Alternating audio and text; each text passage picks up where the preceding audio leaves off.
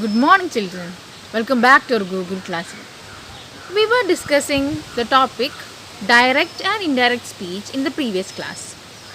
We discussed the difference between direct and indirect speech. Then we learned that while changing direct speech into indirect speech, certain elements of the sentence change. We discussed the changes regarding tense and pronouns. Let's discuss the rest of the changes. The words in the table show time and position in direct speech and reported speech. That means while we change direct to indirect or indirect to direct, what are the changes regarding these words which denotes time and position? The word this will change to that while changing direct to indirect. If we are changing indirect to direct, it will change that to this. Like that, these changes to those. Now, then, ago, before or earlier. Last night, the previous night or the night before. Next day, the following day or the day after. Today, that day. Tonight, that night. Yesterday, the previous day or the day before. Tomorrow, the next day or the following day or the day after. These are the changes regarding time and position. Let's take one example. I saw you in the library yesterday, Seema said. So how can we change it into indirect speech? Seema said that she had seen me in the library the previous day. So we changed yesterday to the previous day, or otherwise we can use the day before. We can use the previous day or the day before for the word yesterday. We have some textual activities in this lesson. Before doing that, let's recap the important points which we have to remember while we change direct speech into indirect speech. We learned that while we change direct speech to indirect, certain elements of the sentence such as tense, pronouns, time and position, the words which show time and position will change. What about the changes regarding tense? We know that all the present tenses change to its past form.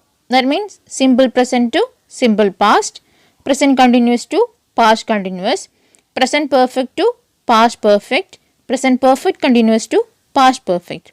And what about simple past? Simple past changes to past perfect. Then past perfect and past perfect continuous remains the same. Then models such as will, shall, can, etc. will changes to its past form. That means will to would, shall to should, can to could. Then what about the changes regarding pronouns?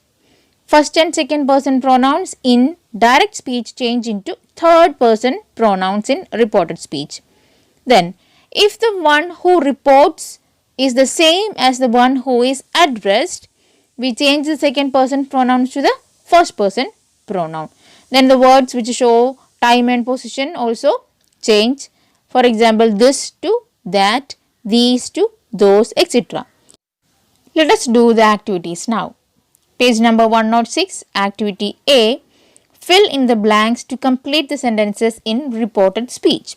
First one, the doctor said you have a mild infection. First of all, we have to find out the tense of the sentence. It is in the present tense. So we have to change it to past tense. The doctor said that you, the second person pronoun, changes to first person pronoun. So I, then the past form of have, had. So the answer is the doctor said that I had a mild infection. Second one, Raza said I'm leaving for Visakhapatnam tomorrow. It is present continuous tense. So we have to change it to past continuous. We know that in reported speech, statements are usually introduced by that. So what is the answer? Raza said that, then I, the first person pronoun, changes to third person pronoun. So Raza said that he, then am leaving. We have to change it to past. So, was leaving. Raza said that he was leaving for Visakhapatnam. Then tomorrow. Tomorrow will change to the next day. Raza said that he was leaving for Visakhapatnam the next day. Find out the rest of the answers yourself. Activity B. Underline the correct reporting verbs in the brackets. Rewrite the sentences in indirect speech using the reporting verbs that you have underlined. So first we have to underline the reporting verb, then we have to change it into indirect speech. First one is given as an example. You should clean your room every day, said father. The reporting verbs are requested and advised. So we know that it is an advice, so we have to choose the reporting verb advised.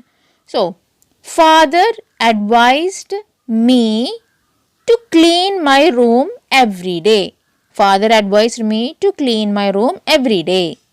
Here we didn't use the word that, instead we used to. Why?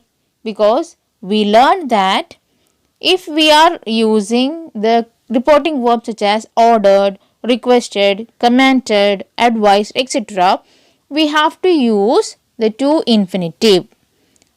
Then, second one. Mughal said, have you completed the assignment? Inquired and wished are the reporting verbs given in the bracket.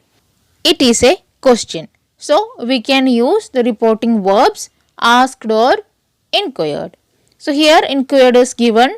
So, we can select that. Then, while changing or while reporting yes or no questions, we have to use if or whether.